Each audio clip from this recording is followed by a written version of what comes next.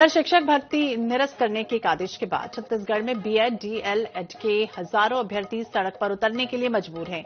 एक तरफ नियमानुसार भर्ती के बाद नौकरी से निकाले जाने को लेकर बीएड पास शिक्षकों में रोष है, तो दूसरी तरफ डीएलएड शिक्षक हाईकोर्ट के आदेश के बाद नौकरी की आस में। देखिए एक रिपोर्ट। कांग्रेस शासन में 4 मई 2023 को बस्तर और सरगुजा में सहायक शिक्षक भर्ती के लिए विज्ञापन जारी किया गया था, जिसमें बीएड कोर्स को भी मान्य किया गया था। 10 जून 2023 को इसकी परीक्षा हुई। वहीं 2 जुलाई 2023 को परीक्षा का परिणाम और मेरिट लिस्ट जारी की गई। वहीं 11 अगस्त 2023 को क्वालिटी ऑफ एजुकेशन के नाम पर सुप्रीम कोर्ट ने एनसीटीई के इस गजट को ही रद्द कर दिया और बीएड को प्राथमिक स्तर के लिए अमान्य ठहरा दिया। इसी आधार पर हाईकोर्ट ने 2 अप्रैल 2024 को बीएड प्रशिक्षित नवनियुक्त सहायक शिक्षकों को 6 माह की सेवा के उपरांत पदमुक्त करने का आदेश जारी कर दिया।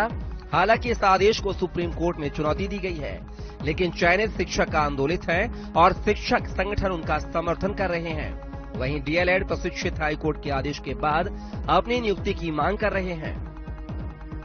शिक्षा मंत्री जी ने कहा है कि बीएड वाले और डीएड वाले सब उनके अपने लोग हैं, पर किसी की सेवा पर आंच नहीं आना चाहिए। हम सबके साथ हैं।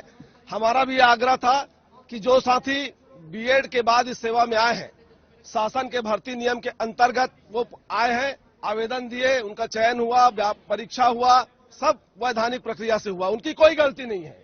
इसलिए चाहे जो साथी हो, जो सेवा में है वो सेवा में रहेंगे।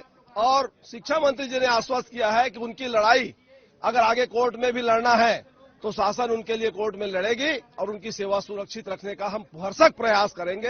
ये आश्वासन उन्होंने हमको दिया है, इन साथियों को भी दिया है। देखो, मंत्री जी ने तो स्पष्ट कहा है कि किसी भी नौकरी में आंच नहीं आएगी, क्योंकि जो सेवा में है उसको अचानक से बाहर निकाल देना ये भी मंत्री जी के संज्ञान में है। तो उन्होंने कहा कि ये मामला सुप्रीम कोर्ट में चल रहा है, वहां पर हम जाएंगे और अपने पक्ष को रखेंगे और किसी भी प्रकार से किसी की नौकरी को हम आंच नहीं आने देंगे। इस प्रकार से हमको पूर्ण भरोसा दिया है। इस मामले में बीएड और डीएलएड के हजारों शिक्षक मंत्री और विधायकों के पास रोज अपनी फरियाद लेकर पहुंच रहे हैं। इस पूरे मामले में उच्च शिक्षा मंत्री ब्रजमोहन अग्रवाल का कहना है कि यह मामला सुप्रीम कोर्ट में पेंडिंग है। सुप्रीम कोर्ट में सरकार अपना पक्ष रखेगी। सुप्रीम कोर्ट के निर्णय के आधार पर फैसला किया जाएगा।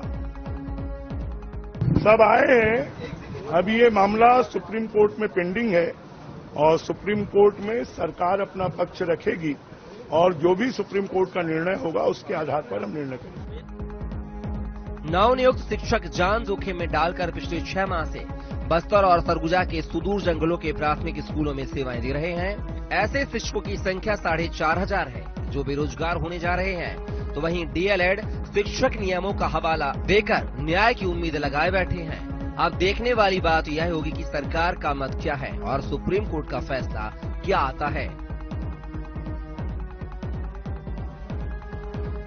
रायपुर से INS 24/7 के लिए स्वप्निल गौरखेड़ की रिपोर्ट।